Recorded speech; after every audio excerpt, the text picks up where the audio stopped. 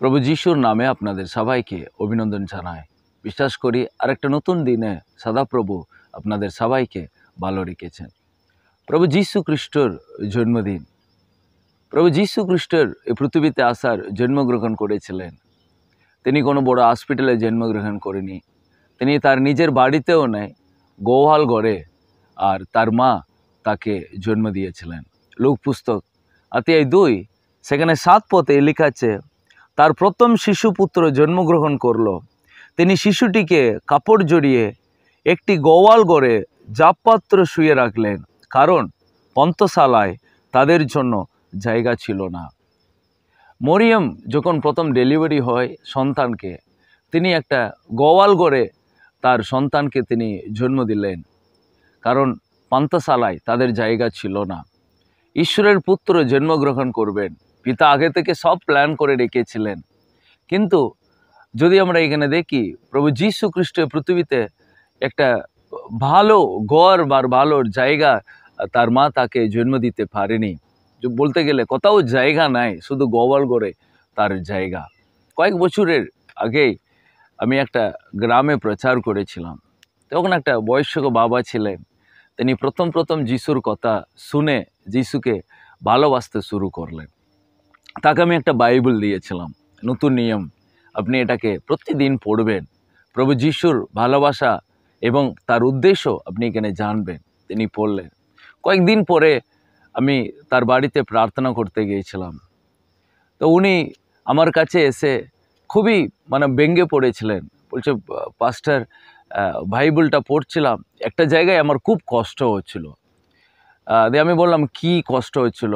Bible পড়ে আপনি কি ব্যঙ্গে পড়েছিলেন কেন, কি হয়েছিল? উনি বললেন, আর আমি বাইবেল যখন পড়ছি, এই পৃথিবী সব ঈশ্বর সৃষ্টি করেছে, তার দ্বারা সব কিছু হয়েছে, এবং কি প্রভু আমাদেরকেও সৃষ্টি করেছে, এবং আমাদেরকে তিনি কত ভালোবাসেন, তার জন্য পিতা যিশুকে পৃথিবীতে পাঠিয়েছেন। আর কিন্তু আমি যখন লূক পুস্তক পড়ছি, যিশু সৃষ্টিকর্তা, পৃথিবীর সৃষ্টিকর্তা, কিন্তু তাকে কেউ কোথাও জায়গা দিইনি জন্ম হওয়ার জন্য। কেউ কোনো জায়গা, সব জায়গা বন্ধ হয়েছিল। প্রভু যিশুর মা তাকে গোয়াল ঘরে জন্ম হয়েছিলেন।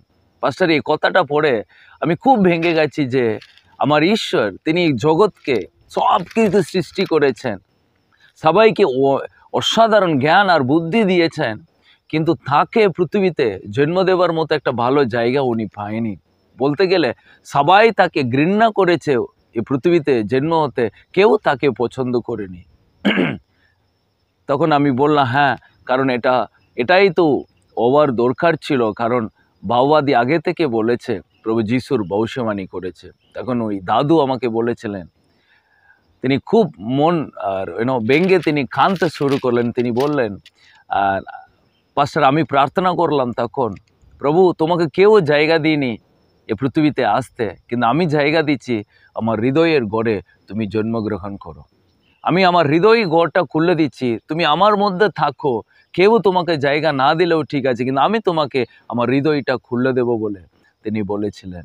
হ্যাঁ প্রিয়, আমিও অনেক বছর বাইবেল পড়ছি, কিন্তু আমি কখনো এরকম ভাবিনি যে প্রভু যিশুরকে কেউ জায়গা দিইনি, প্রভু আমি তোমাকে আমার হৃদয়ের গড়ে জায়গা দিচ্ছি। সো উনি একজন ভালো বিশ্বাসী আছেন আজকে। সো ঠিক তেমনি যিশুকে পিতায় পৃথিবীতে পাঠার মূল উদ্দেশ্য কোনো কিছু বিশাল কিছু নির্মাণ করার জন্য নয়, প্রত্যেকটা মানুষের অন্তরে তার প্রেমটাকে ভরপুর করে ভরার জন্যই। যারা হারিয়ে গেছে, যারা অনন্ত জীবনের পথটা খুঁজছে পাচ্ছে না, যারা জীবনটাকে সুন্দরভাবে গড়ে তুলতে চাইছে, যারা পরিতৃপ্ত হতে চাইছে, তাদেরকে পরিতৃপ্ত করার জন্যে প্রভু যিশু তাদের হৃদয়ের গড়ে তিনি আসতে চান। সো প্রিয়, আজকে আপনাদের হৃদয়েও তিনি জন্মগ্রহণ করতে চান। তখন নাকি গোয়াল ঘরে যিশুকে রাখা হয়েছে, তাতে তার কোনো অসুবিধা হয়নি। গোয়াল ঘরের মতো একটা নোংরা দুর্গন্ধ জায়গাতে যদি যিশু আসতে পারলে, আমাদের হৃদয় তার চেয়ে যতই নোংরা হোক, তিনি জন্মগ্রহণ করতে চান। আজকে প্রিয়, আপনিও যিশুকে তাই বলুন, ওই দাদুর মতো, প্রভু আমার হৃদয়ের গড়ে তুমি জন্মগ্রহণ করো, তুমি এসো, এই গড়টা তোমার জন্য খুলে দিচ্ছি, এখানে তুমি থাকো। তাহলে এ বড়দিন আমাদের কাছে একটা আনন্দের এবং আশীর্বাদের বড়দিন হবে। তাতে প্রভু তার ইচ্ছাটাকে আমাদের জীবনে পূর্ণ করবে। সো প্রিয় এই বাক্য আপনাদের জীবনে অনেক আশীর্বাদ নিয়ে আসুক। God bless you.